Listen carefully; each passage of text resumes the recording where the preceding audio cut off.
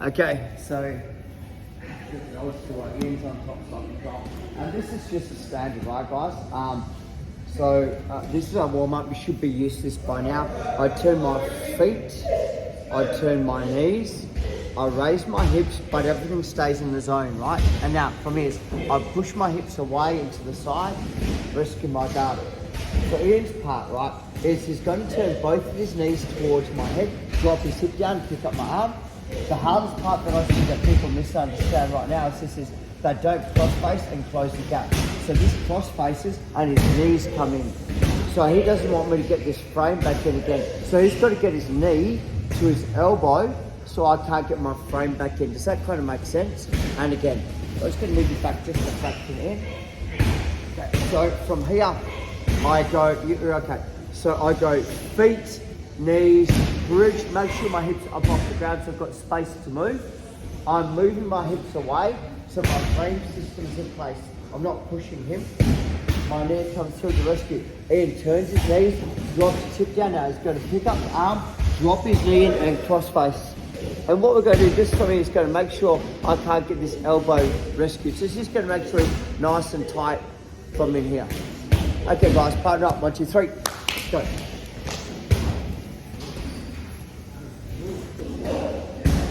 Okay, so once we're here and Chris throws, he hip escapes and knee comes through. The part now is that I'll try to, if I drop my weight straight down from here, my weight's on top of his frame, so he's in a better position. So as I slide my hip, I'm trying to build the arm into rescue. So I'm down. So I'm doing, as I pick this up, I'm sliding in the valley. I hold it, put my knee in the zone and come through so that if he tries to rescue the elbow, there's no space. So what I'm seeing is some of you guys, you're here, you're picking up the arm and you're going to here first, so his frame's going to come back in the air, right? So what I need is this, so I'm holding up, it's just like I've got his tricep. I drive my hip in, so it should be pretty heavy. I'll put my knee here first. I go cross face. So it's a really horrible side control. There's a lot of pressure on his neck. I've got the other arm isolated and it's very hard for him to start to rescue.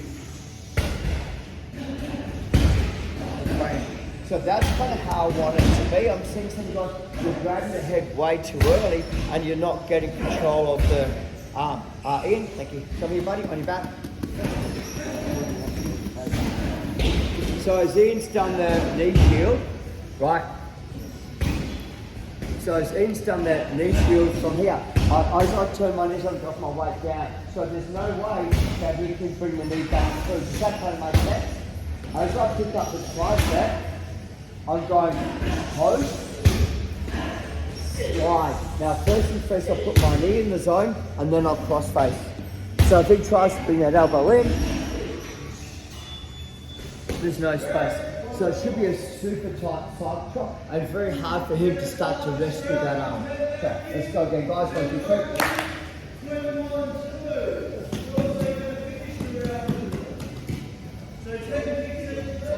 So can I put your head over here on your back? Yeah, your head facing towards me, so 180. Fantastic. Okay. So there's 3 major side controls. There's 3 major side controls, and everything else is kind of like a hybrid or a variation or a combination. So your 3 major side controls is, number 1 is what we call flat side control. This is generally once I've passed the guard, I use this position to stabilise and to hold my partner, to score my points or to wear them out. Position number 2, switch face forward. This is generally deemed that it's better for me to attack because I get access to both the arms and the neck. Right. And the third one is switch face reverse. This is generally deemed that we're going to be looking for our upgrades, knee rider, mount, etc. So the attack system from here, even though there are attacks, they're not as common as the switch face forward attacks. So we've got in a position, I've got his arm picked up nice and deep, I'm in the cross face from here. So what I'm going to do is, I'm going to use my right arm just to come underneath to push it out a little bit. So what I'm doing is I'm not flaring because I don't want it to pop under and give me the underhook, right? So I'm just kind of drop my arm this way. I now drop my hips down and I switch to switch face forward. You can't see it, but my hips are right onto his ribs. It's quite like if I want to, I can put a lot of pressure on here. We're now going to attack this arm in what we call a Kimura. It's called a top Kimura, Americana, and tangled arm, whatever you want to call it.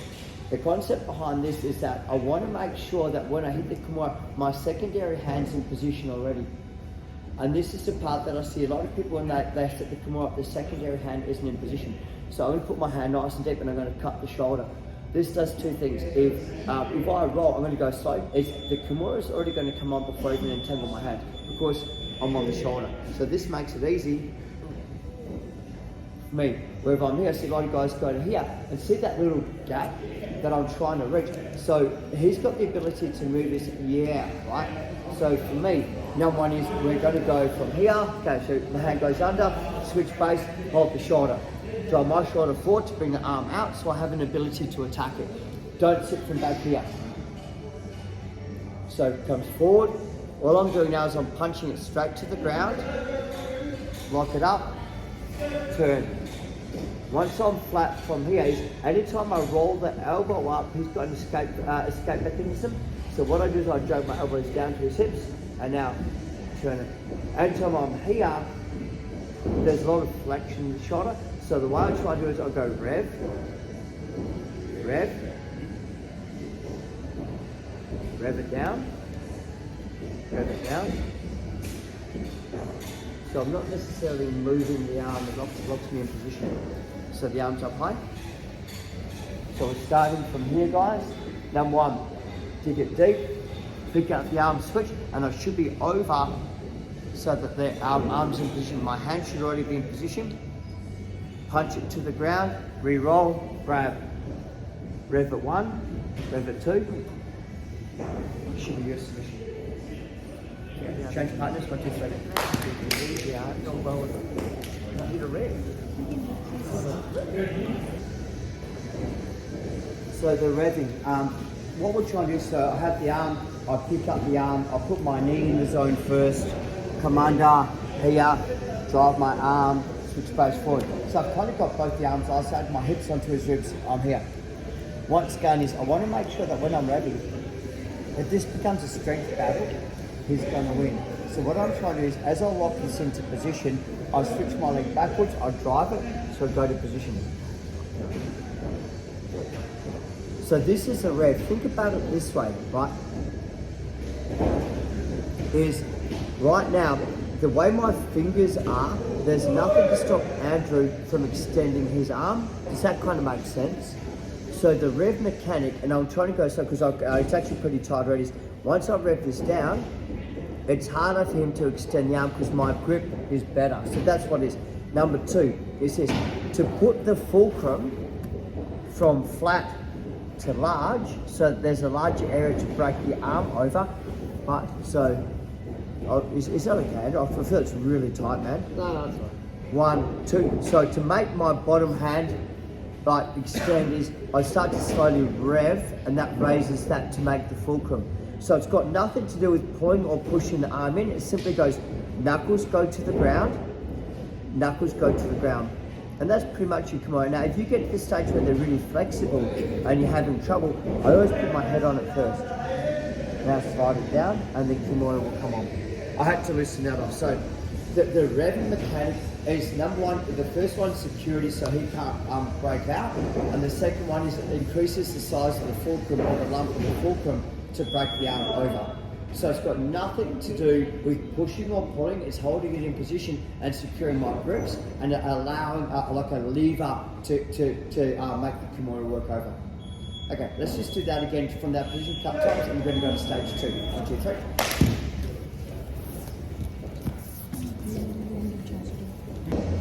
3. So we're in here, so Chris is pretty cool, he switch base forward, hits the Kimura from here. So as he's doing the Kimura, I realise what's going on. So he's going to go to flat base first. As he's doing this, I'm going to bridge explode, and Chris is going to step over my back, but he's going to keep the arm. So as I explode, he steps over that, keeps the arm. So it's in a perfect position for the arm bar. Now, no, for this arm bar, you don't actually have to bring your leg over the head. Right? So as I try and come up, you just simply extend the arm, and it comes on. No, I was just saying, yeah. So right now, you don't have to bring the leg overhead, right? So if any time I roll and I grab, you've got the option to bring the leg overhead, you've got to bring the leg overhead. If at any time I try to sit up, you've got the ability to bring your leg overhead if you want to, from here. So the first part is the control mechanism. Okay, so one more time. So push on the side control. It doesn't make any difference. So when you're here, right, the reason why I'm saying switch base reverse, switch base flat is that if you're switch base forwards and you go to Kimura and I explode out, this is hard for you to upgrade to backside armbar, push your hips down. So you're going to start to go flat, and as you go flat, I bridge and he steps over, backside takes the arm. So I've got it from here. Does everyone understand? So if I try and kick out, right, I'm coming up, he's got the option to come over from here. Okay, good job. Ian, come in. That's all. So Ian's on flat side control, and he's got the Kimura, so we've got a shortcut system, so he's got the Kimura. So what's happening is his flat side control. I'm a lot stronger than this old guy, right? So I push the hip and I explode. So what he's going to do for me is he's going to use his right leg to step over, come up onto his left foot and claim my arm. So come up with your foot, nice.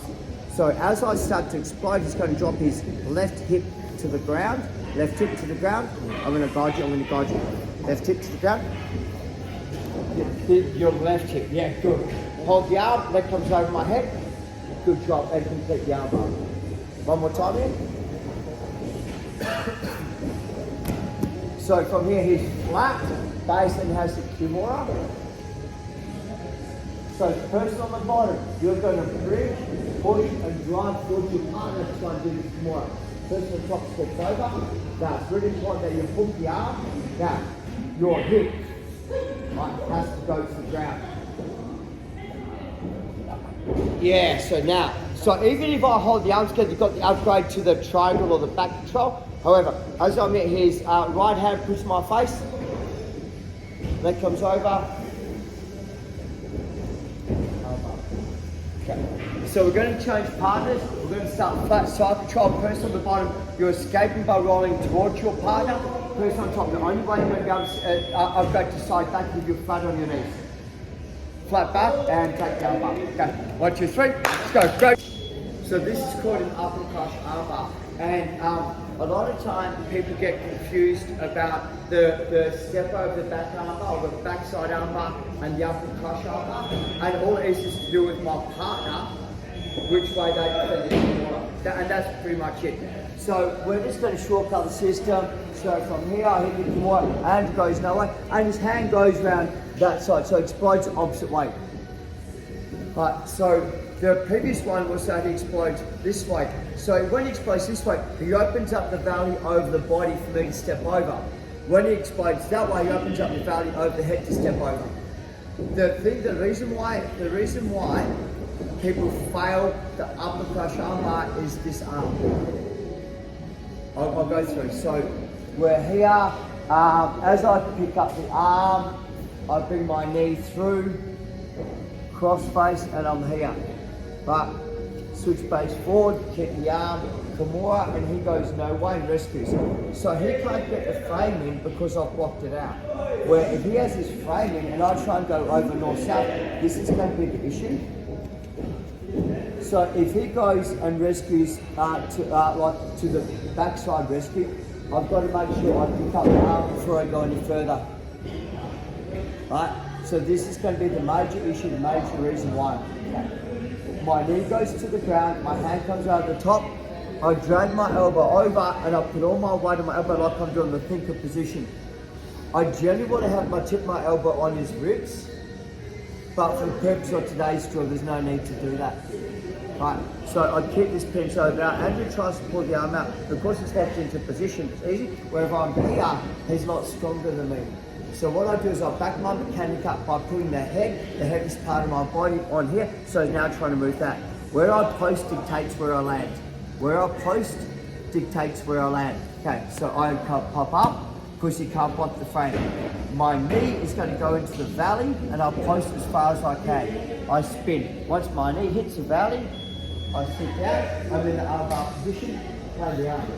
The second biggest fault that I see, besides dealing with the frame, is the post. And this is like, it's because people rush it, right? So we're here, so up and crush that post here.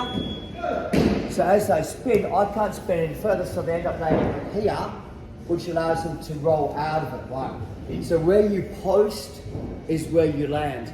And there's nothing wrong with doing 2 or 3 posts to get to the position, right? But if you're posting it, you physically cannot spin past because your own arm's in the way. So it's really important that when we post, I want to be posting this side of my partner to get the arm bar. Does that kind of make sense? Okay, thank you. Ian, onto your back over here, buddy. Head facing me. Good work, okay.